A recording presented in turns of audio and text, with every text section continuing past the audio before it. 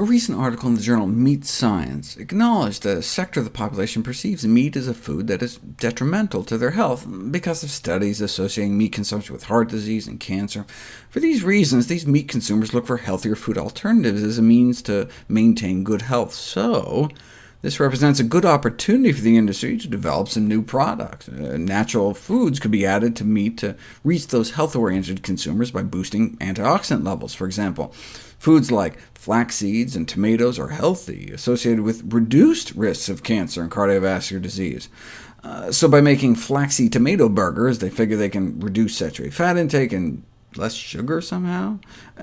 It's like their flaxseed-fed pork idea, to produce enriched lard. Wouldn't it be easier just to cut out the middle pig and eat flax seeds ourselves? Flax seeds have been described as a miraculous defense against some critical maladies. Now, I'm a fan of flax, but this title seemed a bit over-exuberant. I figured something just got lost in translation. But then I saw this study, and realized maybe that title is not too far off.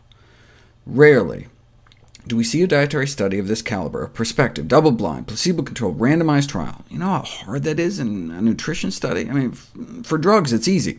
You take two identical-looking pills, one's active, one's placebo. Until the end of the study, neither the researcher nor the patient has any idea which is which, hence double-blind. But people tend to notice what they're eating, so how do you sneak a quarter cup of ground flax seeds into half of people's diets without them knowing it? They created these various flax or placebo-containing foods, and even added like bran and molasses to match the color and texture, so it was all a big secret until 6 months later when they broke the code to see who ate which. Why test it on hypertension? Because having a systolic blood pressure over 115, that's the top number, may be the single most important determinant for death in the world today.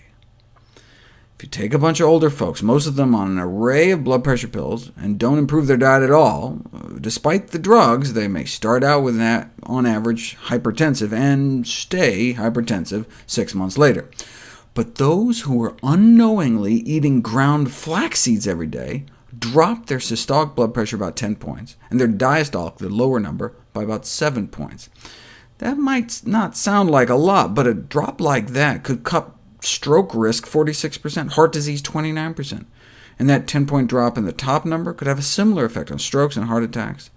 And for those that started out over 140, they got a 15-point drop. In summary, flaxseed-induced one of the most potent antihypertensive effects ever achieved by a dietary intervention. In other words, the magnitude of this decrease in blood pressure demonstrated by dietary flaxseed is as good or better than any other nutritional interventions, and comparable to many drugs, which can have serious side effects. And they're not exaggerating about the comparable to drugs bit. The flax dropped systolic and diastolic up to 15 and 7. Compare that to powerful ACE inhibitors like Vasotec, which may only drop pressures 5 and 2. Calcium channel blockers like Norvasc and Cardizem, 8 and 3, half of what the flax could do. Right? And side effects include— compare this list to that of the side effect of flax seeds. It's pleasant, nutty flavor. During the 6-month trial, there were strokes and heart attacks in both groups. Even if the flax seeds can cut risk in half, though, any avoidable risk is unacceptable. Right? Well, isn't high blood pressure just inevitable as we get older? No, the prevalence of hypertension does increase dramatically with age, but not for everyone. People who eat more plant-based diets, or keep their salt intake low enough, tend not to exhibit any change in blood pressure with advancing age. So, flax is great, but always better to prevent the disease in the first place.